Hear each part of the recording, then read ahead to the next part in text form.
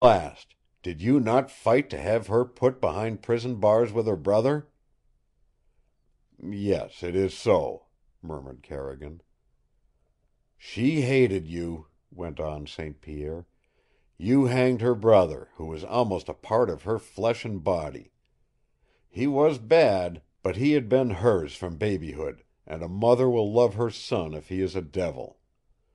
And then I won't take long to tell you the rest of it. Through friends she learned that you, who had hanged her brother, were on your way to run down Roger Audemard. And Roger Audemard, mind you, was the same as myself, for I had sworn to take my brother's place if it became necessary. She was on the bateau with Marie Anne when the messenger came. She had but one desire, to save me, to kill you. If it had been some other man, but it was you who had hanged her brother. She disappeared from the bateau that day with a rifle. You know, M'sieu David, what happened. Marie Anne heard the shooting and came, alone, just as you rolled out in the sand as if dead. It was she who ran out to you first, while my Carmen crouched there with her rifle, ready to send another bullet into you if you moved. It was Marie Anne you saw standing over you. It was she who knelt down at your side. And then—" St. Pierre paused, and he smiled, and then grimaced as he tried to rub his two bandaged hands together. "David, fate mixes things up in a funny way. My Carmen came out and stood over you, hating you, and Marie Anne knelt down there at your side, loving you. Yes, it is true. And over you they fought for life or death, and love won, because it is always stronger than hate. Besides, as you lay there bleeding and helpless, you looked different to my Carmen than as you did when you hanged her brother.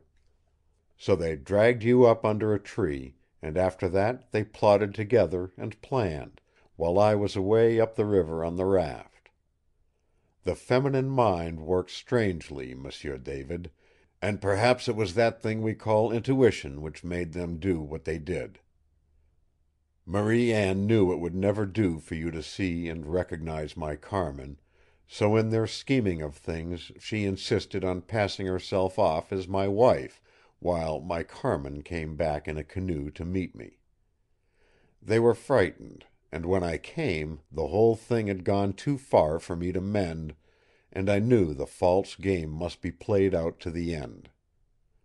When I saw what was happening, that you loved Marie Anne so well that you were willing to fight for her honor even when you thought she was my wife, I was sure it would all end well. But I could take no chances until I knew.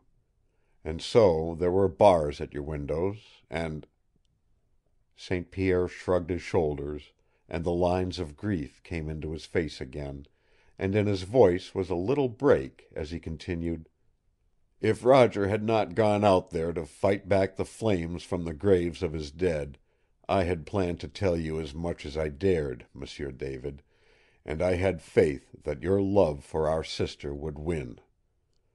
I did not tell you on the river because I wanted you to see with your own eyes our paradise up here, and I knew you would not destroy it once you were a part of it. And so I could not tell you Carmen was my wife, for that would have betrayed us, and besides, that fight of yours against a love which you thought was dishonest interested me very much, for I saw in it a wonderful test of the man who might become my brother if he chose wisely between love and what he thought was duty.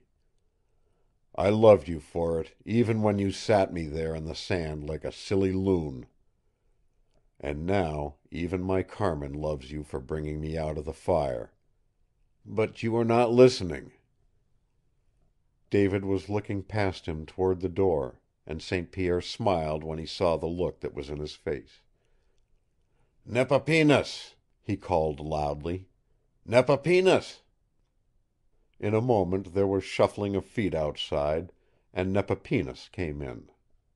St. Pierre held out his two great bandaged hands, and David met them with his own, one bandaged and one free. Not a word was spoken between them, but their eyes were the eyes of men between whom had suddenly come the faith and understanding of a brotherhood as strong as life itself.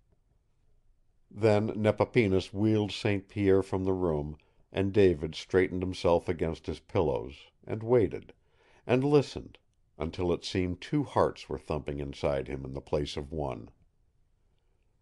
It was an interminable time, he thought, before Marie Anne stood in the doorway.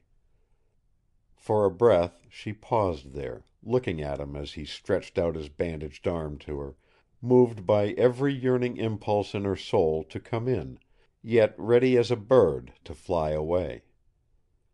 And then, as he called her name, she ran to him and dropped upon her knees at his side, and his arms went about her, insensible to their hurt, and her hot face was against his neck, and his lips crushed in the smothering sweetness of her hair. He made no effort to speak, beyond that first calling of her name. He could feel her heart throbbing against him, and her hands tightened at his shoulders, and at last she raised her glorious face so near that the breath of it was on his lips.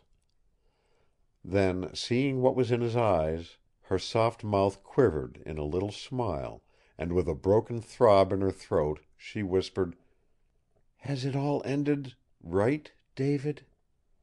He drew the red mouth to his own, and with a glad cry which was no word in itself he buried his face in the lustrous tresses he loved. Afterward he could not remember all it was that he said, but at the end Marie Anne had drawn a little away, so that she was looking at him, her eyes shining gloriously and her cheeks beautiful as the petals of a wild rose. And he could see the throbbing in her white throat like the beating of a tiny heart. "And you'll take me with you?" she whispered joyously. "Yes, and when I show you to the old man, Superintendent McVane, you know, and tell him you're my wife, he can't go back on his promise. He said if I settled this Roger Audemard affair, I could have anything I might ask for. And I'll ask for my discharge. I ought to have it in September, and that will give us time to return before the snow flies. You see—" He held out his arms again. "You see," he cried, his face smothered in her hair again, "I've found the place of my dreams up here, and I want to stay, always. Are you a little glad, Marie Anne?" In a great room at the end of the hall, with windows opening in 3 directions upon the wilderness, St. Pierre waited in his wheel chair, grunting uneasily now and then at the long time it was taking Carmin to discover certain things out in the hall. Finally he heard her coming, tiptoeing very quietly from the direction of David Carrigan's door, and St. Pierre chuckled and tried to rub his bandaged hands when she came in, her face pink and her eyes shining with the greatest thrill that can stir a feminine heart. "If we'd only known," he tried to whisper, "I would have had the keyhole made larger, Cherie. He deserves it for having spied on us at the cabin window. But tell me, could you see? Did you hear? What—" Carmin's soft hand went over his mouth. "In another moment you'll be shouting," she warned. "Maybe I didn't see, and maybe I didn't hear, Big Bear, but I know there are 4 very happy people in Chateau Boulain. And now, if you want to guess who is the happiest—" "I am, cher cœur." "No." "Well, then, if you insist, you are." "Yes. And the next?"